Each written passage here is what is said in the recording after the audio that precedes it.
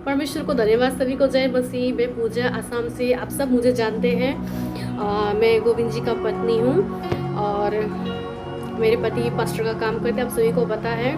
और पिंटू भैया, आपको बहुत बहुत धन्यवाद। आपने यूपी कब्रवार मंडली में मुझे ऐड किया, शामिल किया, इसके लिए बहुत बहुत धन्यवाद। अपने ग्रुप में मुझे ऐड किया है, इसके लिए बहुत बहुत आपको मैं धन्यवाद देती हूँ। प्रभु आपको बहुत आशीष करे। तो आइए, आज एक छोटा सा वचन, परमेश्वर का कलाम जो आपके बीच में मैं लेके आई हूँ, उसको हम सुनते हैं कि आज परमेश्वर हमसे, आपसे और हमसे क्या कहता है। आज हम ये बातों को परमेश्वर का वचन से देखेंगे। जब मैं कह रही हूँ तो वचन भी तो रखना पड़ेगा मुझे। तो आइए हम देखते हैं वचन। जी प्रियो, यहाँ पर लिखा है, ध्यान से सुनिएगा। यहाँ पर लिखा है, दूसरा इतिहास 7:14।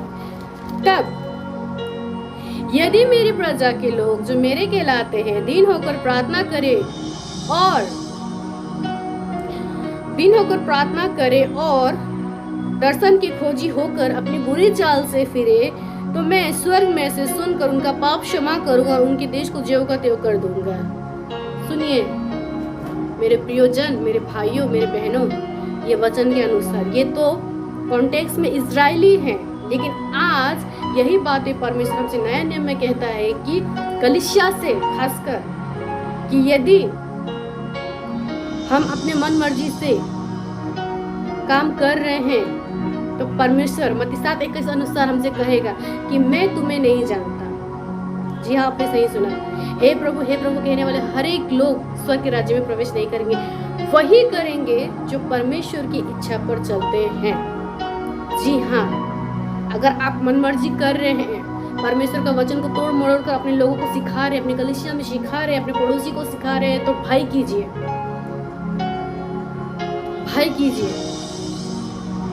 क्योंकि बुद्धि का शुरुआत भाई से ही होता है। नीति वचन 9:10 पढ़ लीजिएगा, वहां पर लिखा है, क्योंकि बुद्धि का आरंभ परमेश्वर का भाई मानने से होता है। आज कलीसिया में भाई नहीं होने के कारण ही तो परमेश्वर का वचन को तोड़ मोड़ कर सिखाया जा रहा है, अपने मन मर्जी से सिखाया जा रहा है, परमेश्वर का इच्छा से नहीं सिखाया जा रहा है। जी आपने सही सुना, अपनी इच्छा से नहीं, अपनी इच्छा से सिखाया जा रहा है, परमेश्वर की इच्छा से नहीं सिखाया जा रहा है। वो जो भी बोल रहे हैं अपनी मर्जी से बोल रहे हैं, लेकिन इस वचन के अनुसार नहीं बोल रहे हैं। वो प्रियो भाई करो, क्योंकि प्रकाशित वाक्य में लिखा है, ना तो कुछ घटाना है ना कुछ बढ़ाना है। अगर आप दे रहे हो अपने कलीसिया में, अपने भेड़ों को चारा दे रहे हो, तो सही चारा दीजिए, ताकि वो चारा खा करके परमेश्वर का काम करके वो स्वर्ग के राज्य में पहुंच पाए, ना कि अंधे के पीछे जाकर नरक में जाए। जी हाँ, मैं ये कहना चाहती हूँ, यूहन्ना कहता है, मन फिराओ, स्वर्ग का राज्य निकट आ गए। तब से लेके अब तक हमें वचन यही कहता है, मन फिराओ, मन फिराओ, मन फिराओ। क्यों? ये मन फिराओ का वचन जो है हमारे लिए, आपके लिए, यही वचन हमें स्वर्ग के राज्य में पहुंचाएगा। अगर हम मन नहीं फिराएंगे, हम कठोरता दिखाएंगे, परमेश्वर का राज्य में ढिठाई करेंगे, तो याद रखिएगा, जो परमेश्वर आपको स्वर्ग में पहुंचा सकता है अपने हाथ से, उसकी इच्छा के अनुसार, वही परमेश्वर अपनी इच्छा से आपको नरक में भी भेजने का उसको सामर्थ्य है, उसको अधिकार है। और ये बातें मैं अपनी मर्जी से नहीं, परमेश्वर का अधिकार से कहती, क्योंकि मैं प्रभु का बेटी हूँ, मैं परमेश्वर का संतान हूँ।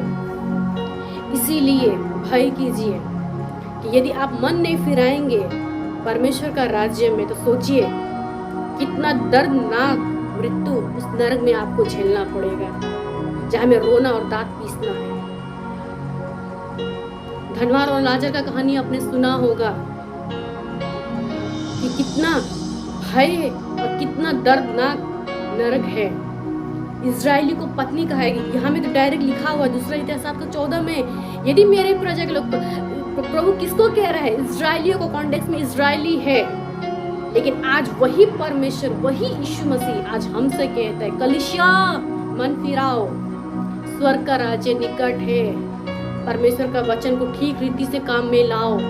जितने सेवक, जितने पास्टर, जितने लीडर हैं, जो भी अपने चर्च को सिखा रहे हैं, कृपया करके भाई का साथ सिखाइए, भाई का साथ सिखाइए, क्योंकि आप भाई के साथ नहीं सिखाएंगे। होशियार 4:6, मेरे ज्ञान के ना होने से मेरी प्रजा नष्ट हो रही है। सही बात है, मेरे ज्ञान के ना होने से आज सेवक, लीडर, पास्टर जितने भी हैं, ज्ञान नहीं होने के कारण आज प्रजा क्या हो रही है, नष्ट हो रही है। यीशु मसीह की कलीसिया क्या हो रही है, नष्ट हो रही है। क्यों? क्योंकि वचन को तोड़ मोड़ कर सिखाया जा रहा है, वचन को घटा बढ़ा कर बताया जा रहा है, प्रभु की इच्छा से नहीं अपनी इच्छा से बताया जा रहा है। तो मैं यही कहना चाहती हूँ कि जितने भी सेवक हैं विश्व भर में, हर एक स्टेट से, हर एक जगह से जो मुझे सुनेंगे, इस वचन को आप ध्यान से सुन लीजिएगा और परमेश्वर का वचन को परमेश्वर का वचन में भय रह करके काम कीजिए। तब जाकर के आप और आपकी कलीसिया आप परमेश्वर के राज्य तक पहुंचाए जाएंगे।